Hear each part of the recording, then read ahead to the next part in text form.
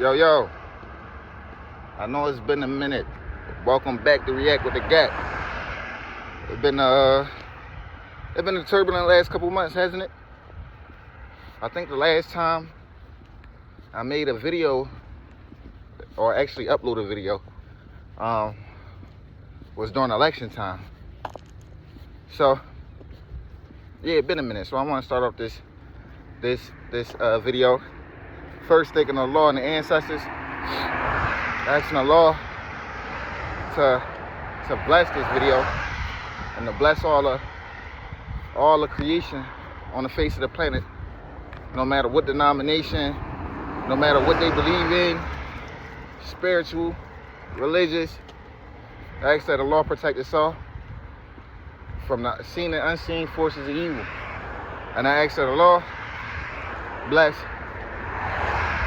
the people in Gaza, help them people defend themselves against those colonizers trying to steal their property, land,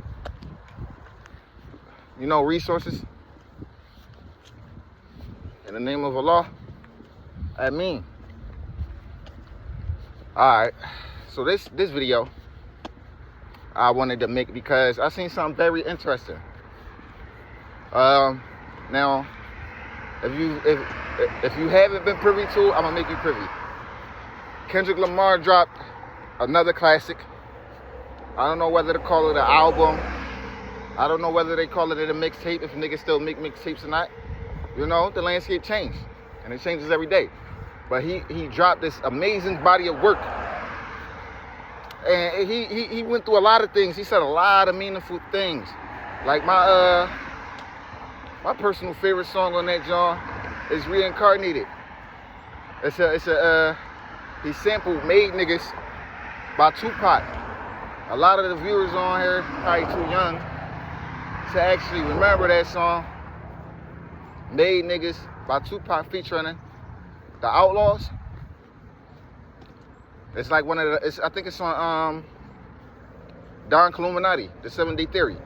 But he had remade that song, right? And that's one of my favorite songs because a lot of people can't step into the shoes of an MC or use the same beats of an MC like Tupac Amaru Shakur because of the impact and the subject matter that he will bring to the masses. So it's a lot of people don't like touching his shit. He did Nas, One Mic, Man at the Garden. So my man put out an amazing body of work. That's neither here nor there. He put out an amazing body of work. And on the first song, Whacked Out Murals, he said, "Don't let no white comedian make jokes about black women. That's law, right?" And the message was clear. It was direct. There was no innuendos. You didn't have to guess. And two comedians that I noticed reacted: Gary Owens and Andrew Schultz, right? I didn't pay attention to what Gary Owens said. I like Gary Owens. He a good dude. Just because you sleep with black women, though, that don't give you a pass. But he's a good dude, and he knows that. Andrew Schultz, though, this dude took that bar, and he went automatically to breakin. Now, for my younger constituents, for the young people on YouTube, if y'all don't know what breakin is, right? Breakin was a practice done by the colonizers to instill fear into the masses of slaves that he owned on his plantation. What he would do is he would get the biggest buck. That's what they called the male slaves. They called them a buck, like you would do a deer. They grabbed the biggest and strongest buck, and they had various methods of torture that they would implement on this man in front of his family, in front of the whole plantation, to instill fear amongst the rest of the plantation. And one of those tactics was to tar, feather him, and then rape him. You understand? Sodomize him. This is why they put these stories in the Bible, man. And They would do this as a fear tactic. That's why in the islands, homosexuality isn't, they don't condone that shit. One, because it goes against the natural forces of nature. And two,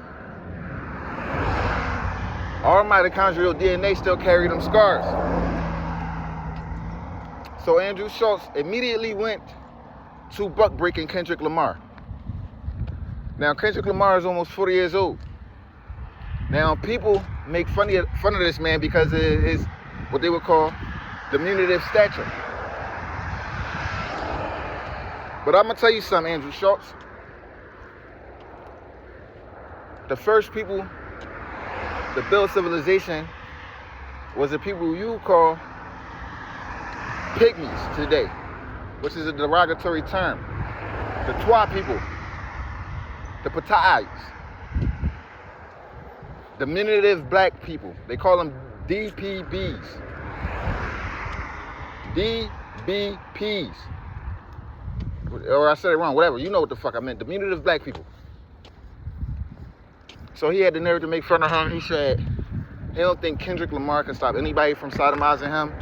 He would, why would you automatically think that the only place that you can meet a man, a black man, is in jail? Like, he threw out all of this stereotypical cracker shit. And I'm not so much as mad at Andrew Schultz because this is what white niggas do. Their comedy is homosexual comedy. That's what they do. But what I do have a problem with is the black people that stand next to this man. Charlemagne. That light-skinned nigga with the fucking dreads. Y'all are a sad excuse of black men.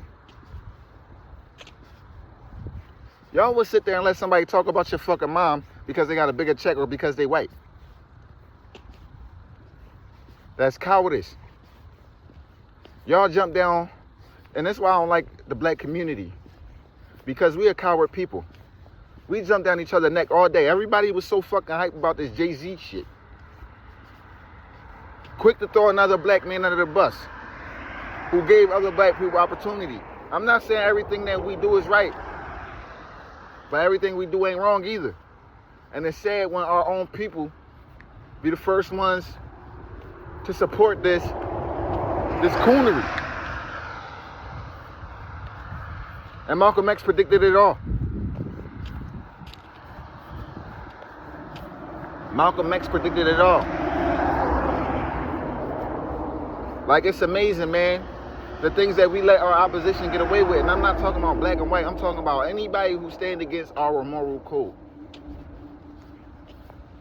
I'm talking about anybody who like children. I'm talking about anybody who abuse old people. I'm talking about anybody who put their prejudices and their stereotypes on another people without even talking to them. You understand? Black, white, Indian, I don't give a fuck what you are. If you can look at me and automatically assume that I'm a criminal because of the color of my skin, I don't fuck with you. If you can look at a white motherfucker and be like, you know what? He was privileged. I don't fuck with you. Yeah, he might have had more privileges than me because he's white. But that don't mean that he didn't go through hardship. And see, black people are the only one who think like this and have compassion like this for everybody, but nobody got that compassion for us. Especially black men. Now, this white boy could say that he gonna sodomize this black man. I didn't see none of the black women saying nothing about this. We always hear that black women are the most mistreated and most disrespected species on the planet, and that's a fucking lie. We gonna end all of this shit right now. Y'all not oppressed. And when y'all were oppressed, we was oppressed with y'all. That's why I don't understand this blue pill, red pill shit. Because anybody who study history and love their people, they know that when we was in slavery, we was still getting married. And guess what? The slave master come while we trying to enjoy our honeymoon, and he'll come take your wife. And we would have to cry together about that shit because there was nothing we could do about it. But y'all let this fucking white woman the Margaret Sangers and all of these feminists come in here and turn y'all against us. We're the most oppressed and abused and disrespected. Y'all want our money. Y'all want to listen to us. We can't be fathers. We can't be husbands. We can't be productive men in society because y'all are incentivized to keep us below y'all. That's why y'all got most degrees. Y'all be like, we're the smartest because we got more degrees. No, y'all got more degrees because it was incentivized that way. Why is it okay for somebody to just, a white person to just say, oh yeah, I'm gonna rape this nigga? Why is that okay? And everybody clap and laugh like, why do we still subscribe to the Charlemagnes? The Charleston Whites? These motherfuckers ain't for the community. As bad as people say, talk about the white man this, the white man that. It ain't the white man keeping us down. It's us keeping us down. It's us keeping us down. Because every time I talk to a white man, and I talk the same way, no matter who I'm in front of, especially in front of white people, they can't do nothing but bow and say, John, you right. You know who argue with me? Niggas. Because we feel. We emotional now. I feel like you could tell a motherfucker all the numbers in the world, statistics, and a grown-ass black man will sit here and tell you, well, you made me feel like, motherfucker, I don't care about your feelings. Nobody care about us. We have to really start taking on this mentality, man. Like, I'm from Philly. It's over 600 murders a year. My brother, he got shot 27 times. Shot him to death. Niggas talk nice at that funeral, but when or on the phone or whatever, I didn't even go to the funeral because I knew it was gonna be fake love. Nobody care about the black man, all the way down to his mom and his sisters. You want to know how I know that nobody care about black men? My brother been locked up since he was 16. He's 34 now. I guarantee you can count on his hand how many times he been visited by so-called family. How many times somebody sent them some money, because nobody cares when you're young, black in America, and the male. Nobody give a fuck. But when you're a female, you get incentivized. People feel bad. It's an excuse for every mistake that y'all make. Y'all go fuck 1,000 niggas, get pregnant, and then they be like, well, you still get sympathy. Oh, you might have picked the wrong dude. Or no matter what, he should have still been in your life. No, bitch, you should have been a better judge of character. But we don't want to have these talks because accountability is what we run from. It's kryptonite. It's kryptonite. That's what the fuck it is. You understand? I mean? But let me know what y'all thinking. We got to stop this shit. We got to stop allowing this shit to go on. React with the Gap. Like, share, subscribe. You already know. YouTube, TikTok, Instagram. Get with me.